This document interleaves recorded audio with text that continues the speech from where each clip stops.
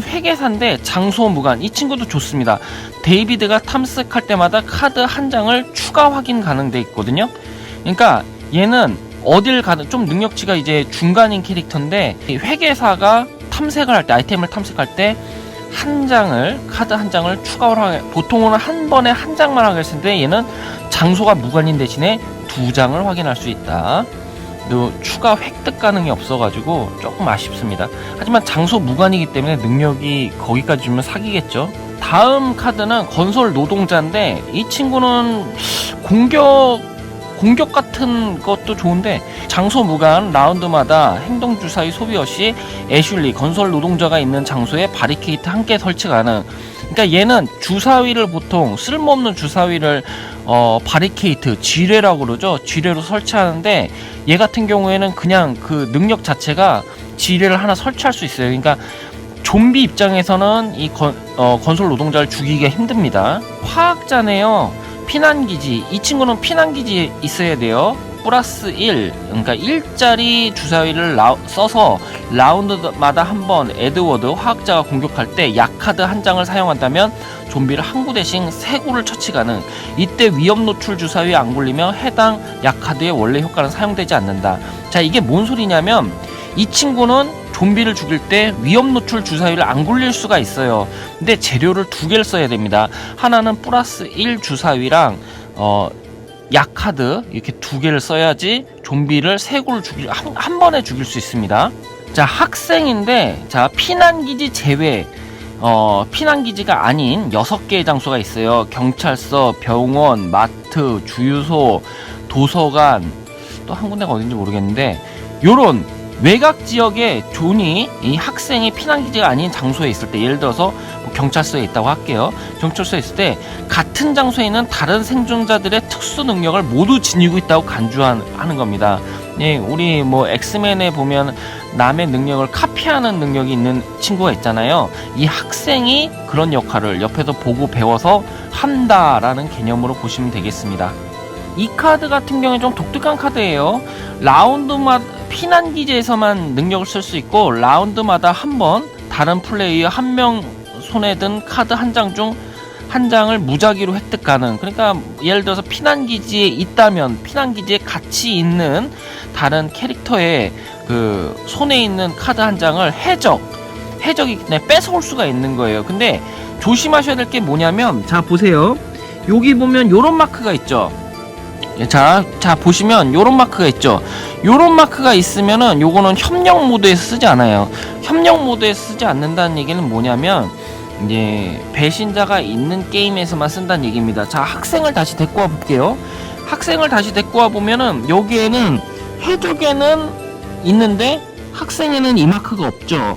그러니까 한마디로 해적 같은 경우에는 협력 모드에서는 쓰지 않는다. 배신자가 있을 때만 이런 모드를 쓰고, 또 이 카드는 이제 협력 모드, 배신자 모드 다 쓸 수 있는데, 이 카드는 배신자 모드 때만 쓰는 겁니다. 얘 능력 자체가 협력 모드에선 쓸 일이 없어요. 그래서 이런 마크가 있는 캐릭터는 협력 모드에선 배제합니다. 협력 모드는 배신자가 없어요. 산타클로스, 장소 무관, 당신 차례 시작 시 포레스트를 게임에서 제거함으로써 사기 1 상승. 근데 쇼핑몰 산타라고 되어 있는데, 어떤 개념이냐면, 우리 좀비 영화 보면은 좀 너무 급박한 상황에 있어서 미쳐버린 애들이 있잖아요. 그런 애들이 옆에 있으면 사기가 오히려 떨어진다고. 그래가지고 이런 애들이 이제 죽거나 아니면 본인이 이제 제발로 자살을 하거나, 이렇게 그 기지를 떠난다, 뭐 자살을 한다, 이렇게 하면은 오히려 좀 주변 사람들은 이제 사기가 오르는 거죠. 그런 컨셉입니다. 그러니까 악한 애는 아닌데 같이 있는데 좀 또라이 같은 애, 그래서 같이 있으면은 우리가 죽을 확률이 높아진다. 그런 애가 죽었을 때 오히려 사기가 오르는 그런 컨셉입니다. 그래가지고 데드 오브 윈터는 좀 어른들 게임이에요. 좀 잔인한 요소가 있습니다. 요리사라고 되어 있습니다. 피난기지에서 4 플러스라고 되어 있죠. 4의 토큰을 쓰면은 라운드마다 한번 식량 창고에 식량 토큰 2개를 추가 가능. 그러니까 굳이 우리가 마트에 가서 요리를 구하지 않아도 근데 솔직히 그 음식이 좀 가장 중요하거든요. 그리고 음식을 소비하게 되면 그 자기가 행동 주사위 1을 2로 이렇게 한 칸 올릴 수 있어요. 요리를 쓸 때마다. 그래가지고 요리가 굉장히 중요한데 이 친구는 하루에 한 번씩 요리를 이제 그 만들 수 있는 그런 능력이 있습니다. 근데 여기 보면은 이 4라는 주사위가 꽤 높거든요. 이걸 써가지고 요리를 2개 추가하기 때문에 그 굉장히 좋은 능력은 아닌데 이제 좀 사기가 많이 떨 때 좀 도움이 되는 능력이다, 그렇게 볼 수 있겠네요. 건물 관리인 피난기지 라운드마다 한번 쓰레기 처분을 할 때 쓰레기장에서 카드 3장 대신 5장 제거 가능. 건물 관리는 피난기지에 있어야 돼요. 피난기지에 있어야 되는데 피난기지에서 이제 쓰레기를 처리하거든요. 하루 10장을 넘으면 사기가 하나씩 떨어져요. 근데 이 친구가 쓰레기를 청소하면은 남들 3장씩 없을 때 얘는 혼자 5장을 없앨 수 있기 때문에 굉장한 능력자입니다. 그 피난기지의 청소를 담당하고 있는. 꼭 피난기지 외에 다른 장소 가면 안 돼요, 쟤는. 자, 군인입니다. 군인인데 이 군인은 이제 그 우리 피난기지를 잘 지키는 사람이에요. 그래가지고 다른 데 가면 능력을 쓸 수 없어요.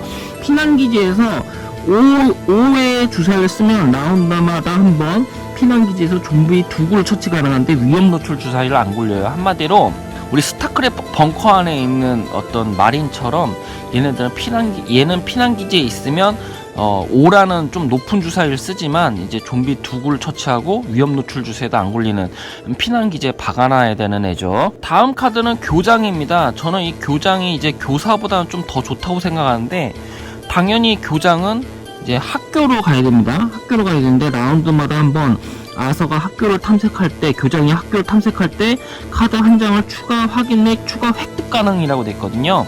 이 추가 획득이 굉장히 좋은 기능이에요.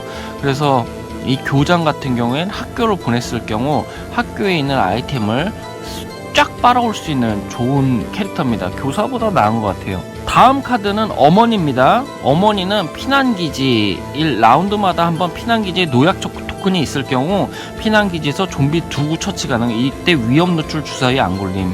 이게 조금 웃긴데 이분이 어머니가 피난기지에서 군인보다 더 좋아요. 군인보다 일단 소비하는 주사위가 되게 일자리 이상만 소비하면 되고 2구 처치하고 위험 노출 주사위 안 굴리네요. 솔직히 어머니가 군인보다 셉니다. 자, 거의 다 봤는데 계속 보겠습니다. 공원관리인 장소 무관. 공원관리인에게 동상 토큰을 추가해야 할 때 동상 토큰 대신 일반 부상 토큰 추가. 자, 동상 토큰이 되게 짜증나는 부상 아이템이거든요. 그러니까 동상 토큰을 입게 되면 아침 조회 시간마다 그 일반 부상 토큰이 하나씩 추가가 돼요.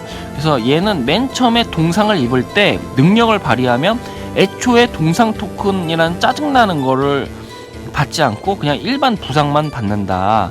일반 부상은 입고 난 다음에도 치료가 가능합니다.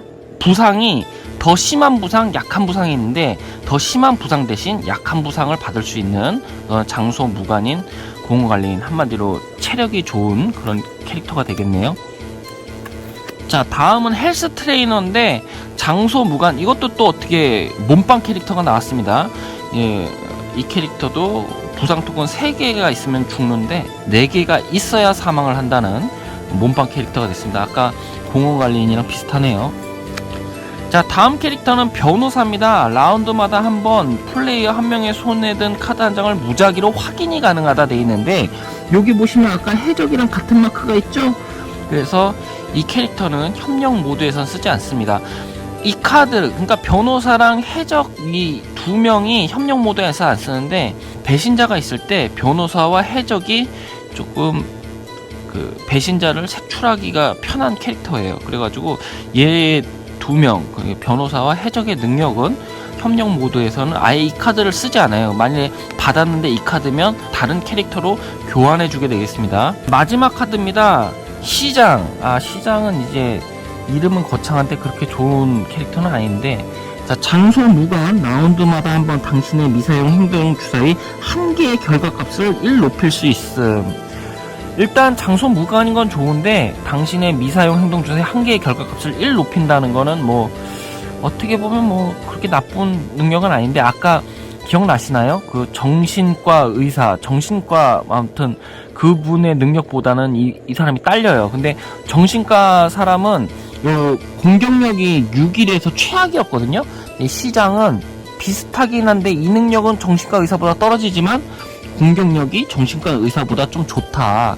이런 식으로 캐릭터 30장의 모든 밸런스를 다 말씀드렸습니다. 그래가지고 총 30장인데 이런 캐릭터의 능력을 이미 숙지하는 것만으로 데드 오브 윈터를 30%는 이미 알고 가는 거다. 자신의 능력을 이용해서 이제 위기를 탈출하는 게임이니까요.